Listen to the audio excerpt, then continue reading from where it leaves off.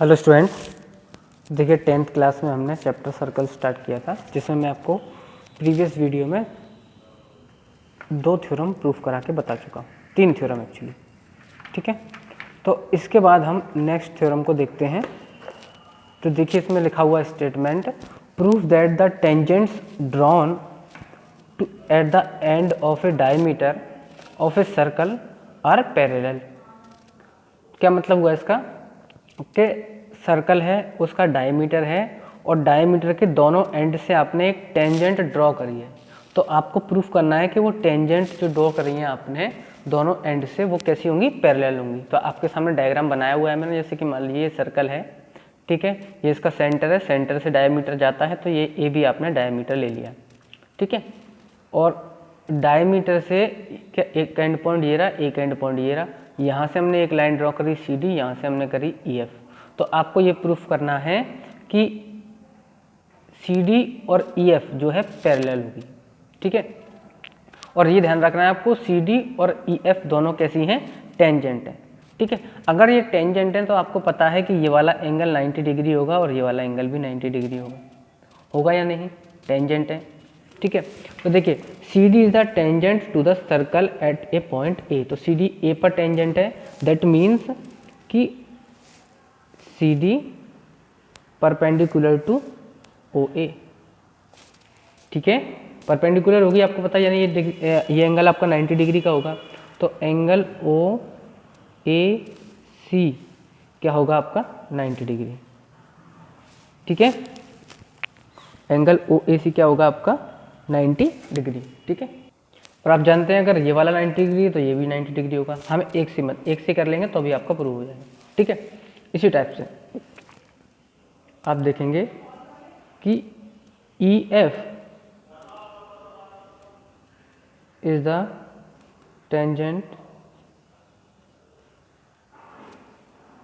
To the circle at the point B. अब ये भी टेंजेंट है, तो आपने देखा ये वाला एंगल और ये वाला एंगल भी 90 डिग्री होगा। मैं ये वाला एंगल ले रहा हूँ, ठीक है, कौन सा, इसलिए angle O B F equal to 90 degree. अब ये इक्वेशन 1 मान लीजिए, ये इक्वेशन 2 मान लीजिए। अब इस इक्वेशन को आप जरा ध्यान से देखें तो ये भी 90 डिग्री, ये भी 90 डिग्री, यानी ये वाला एंगल इस एंगल की इक्वल हो जाएगा। From equation first and equation second we get angle O A C equal angle O B F equal 90 degree. तो आप मुझे ये बताइए ये एंगल कब इक्वल हो सकते हैं। आप अगर ध्यान से देखेंगे तो ये एंगल इसकी इक्वल है, यानी कि ये एंगल तभी इक्वल हो सकते हैं, ये ऑल्टरनेट एंगल होते हैं, यानी दो पैरेलल लाइन से अगर कोई ट्रांसवर्सल जाता है तो ये आपके बनते हैं ऑल्टरनेट एंगल। अब वो ट्रांसवर्सल सीधा भी हो सकता है, ये कोई मतलब नहीं है कि वो इस टाइप से ही हो, तो ये वाला एंगल इक्वल हो जाएगा।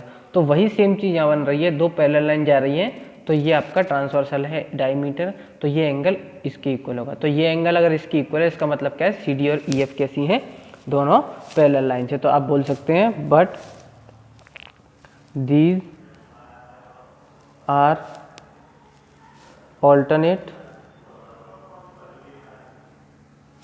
alternate interior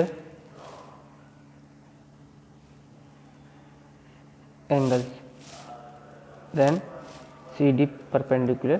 अगर ऑल्टरनेट है तो ये दोनों पैरेलल होंगी तभी ये पॉसिबल है, ठीक है। तो ये आपकी थ्योरम हो गई फिनिश। चलिए नेक्स्ट देखते हैं। चलिए देखिए नेक्स्ट थ्योरम देखते हैं, ये भी इंपॉर्टेंट है, बोर्ड में आ चुकी है आपकी ये। इसमें लिखा है prove that the angle between the two tangents drawn from an external point to a circle is supplementary to the angle subtended by the line segments joining the points of contact of the centre. तो ये क्या कर रहा है, जैसे diagram में आते हैं, जैसे मान लिया आपके पास एक सर्कल है,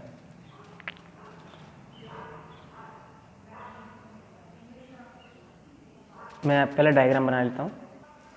देखिए जैसे कि ये सर्कल था आपका, इसमें कह रहा है ये सर्कल है आपका, बाहर कोई एक्सटर्नल पॉइंट है P, इससे हमने इस पे जो है टेंजेंट खींची है, 2 ड्रॉ करी हैं। तो ये जो एंगल बन रहा है, ये वाला जो एंगल, वो इस एंगल के सप्लीमेंट्री होगा। यानी सप्लीमेंट्री का मतलब होता है 2 एंगल ऐसे जिनका सम जो है 180 डिग्री हो। तो इसका और इसका सम क्या होना चाहिए, 180 डिग्री होना चाहिए। ये आपको प्रूफ करना है। तो गिवन में नहीं लिख रहा हूँ, आप खुद से लिख लेंगे। ठीक है, आपको पता है क्या क्या दिया हुआ है, सर्कल दिया हुआ है, 2 टेंजेंट दिए हुए हैं बाहर से। ठीक है, और टू प्रूव आपको जो करना है वो करना है कि angle A P B plus angle AOB या BOC भी बोल सकते हैं आप, AOB इक्वल्स 180 डिग्री। ठीक है, ये आपको प्रूफ करना है। चलिए तो प्रूफ देखते हैं इसका डायरेक्ट हम लोग। ठीक है, देखिए यहाँ पे अब आपको पता है कि PA और PB दोनों कैसी हैं, टेंजेंट हैं। तो ठीक है, तो हम लिख सकते हैं कि PA परपेंडिकुलर टू OA, ठीक है, और आपका PB परपेंडिकुलर टू OB। ठीक है, क्यों है ये आप लोग जानते हैं कि tangent to a circle is perpendicular to the radius through the point of contact. ये आप लिख सकते हैं, tangent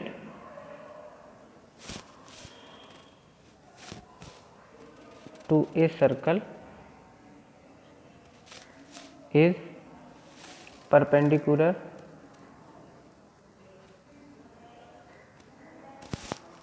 to radius through point of contact. ठीक है, कॉन्टैक्ट।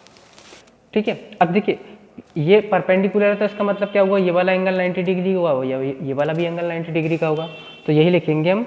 तो एंगल PAO, ठीक है, या OAP भी लिख सकते हैं, equals 90 degree and angle PBO equals 90 degree. ठीक है, 90 डिग्री होगा। अब देखिए आपको यहाँ दिख रहा होगा PAOB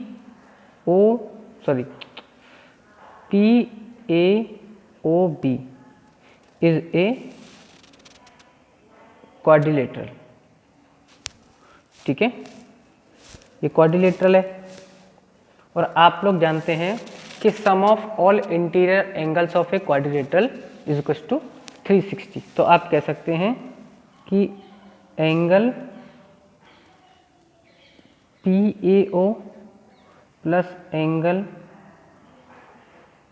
AOB plus angle PBO plus angle APB equals क्या होगा, 360 डिग्री।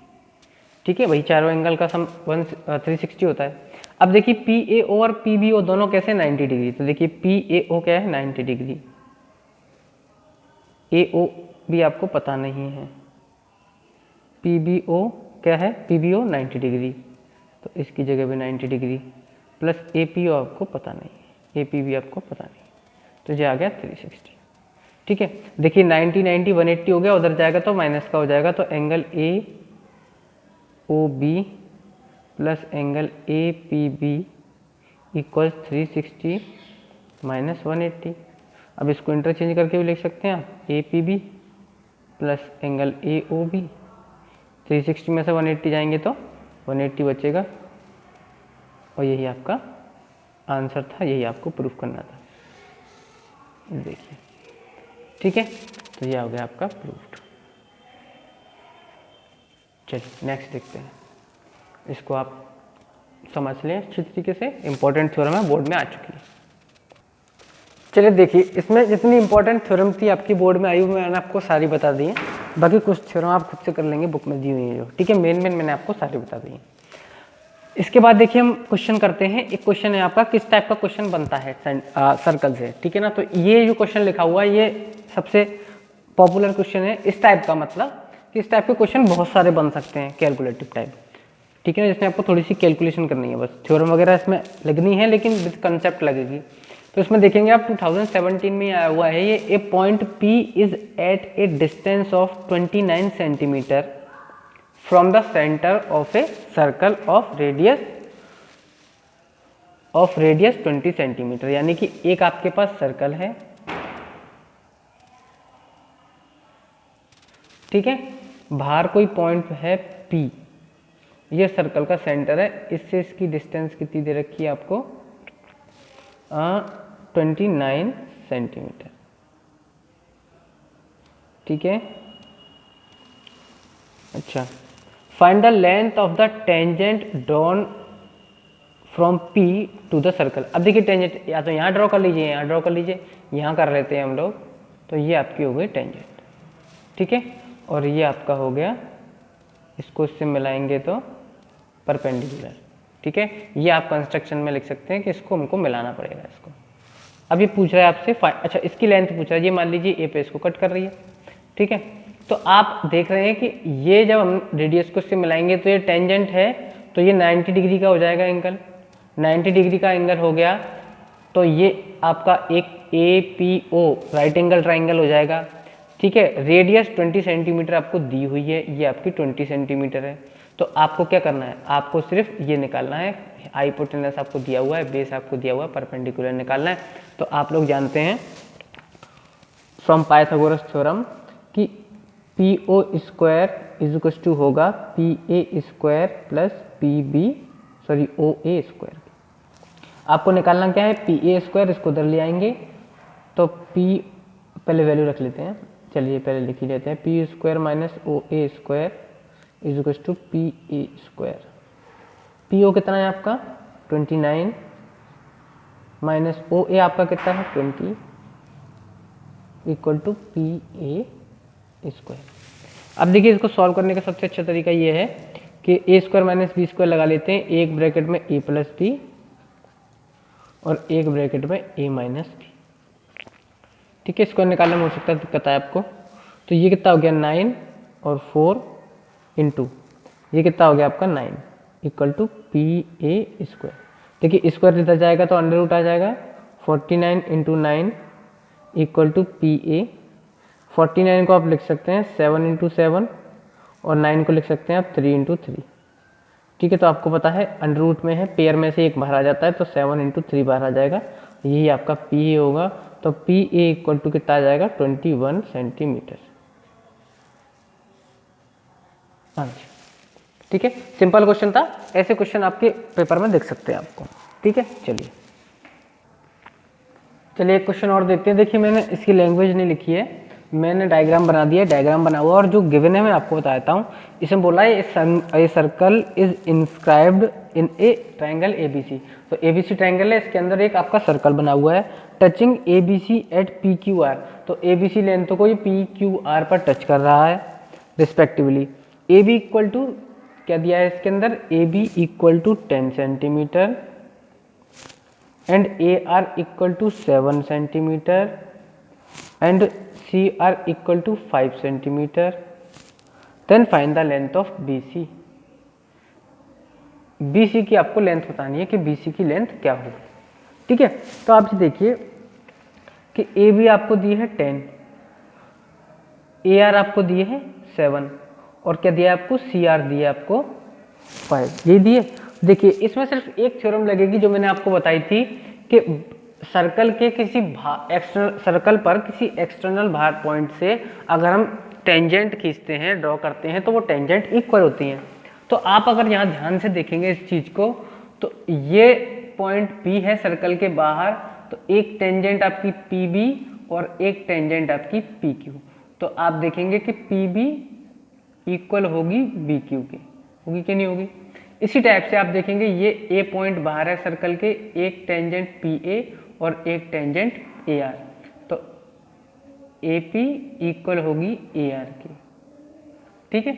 इसी टाइप से C पॉइंट ही बाहर है, तो ये सर्कल की टेंजेंट एक और ये वाली एक टेंजेंट, ये कैसी होंगी, दोनों इक्वल होंगी, यानी कि QC या CQ लिख लो इक्वल टू CR, ठीक है। बस हो गया आपका क्वेश्चन, अब कुछ नहीं है इसमें। देखिए AR दिया है आपको 7, अगर AR आपको 7 दिया है तो ये भी 7 होगा, होगा कि नहीं होगा। और इतना आपको पूरा दिया हुआ है, A भी दिया हुआ है 10, ये ए बी आपको 10 दिया। अब ये बताइए पूरा 10 है, इतना 7 है, तो ये कितना बचा? 3 बचेगा। ठीक है, 3 बचा। इसके बाद अगर ये 3 है तो पी क्यू भी 3 होगा। ठीक है, अगर बी क्यू 3 है और देखिए ये कितना है? सी आर आपको दिया है 5 और ये 5 है तो ये भी 5 होगा। तो बी सी कितना हो जाएगा? 3 + 5 = 8। अब मैं इसको आपको तरीके से करके बता देता हूँ। ठीक है ना, अब देखिए इसमें लिखेंगे वी नो दैट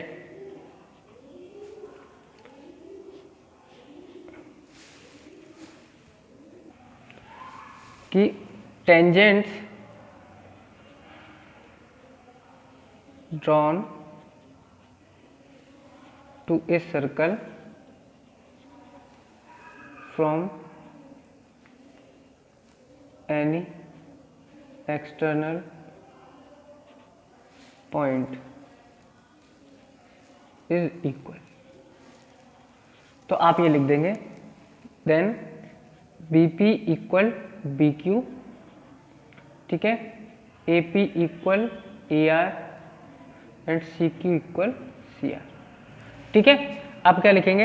अब आपको पता है इसके अंदर आपको दिया है कि AB = 7 और AB को आप लिख सकते हैं, AB को क्या लिख सकते हैं? तो देखिए आप यहाँ पे पहले ये लिख लीजिए, देखिए AR आपको दिया है 7 तो ये भी 7 हो जाएगा, तो AP भी 7 हो जाएगा, 7 सेंटीमीटर। ठीक है, अच्छा AB आपको क्या दिया है? AB आपको दिया है 10 सेंटीमीटर, लेकिन AB आपका है क्या?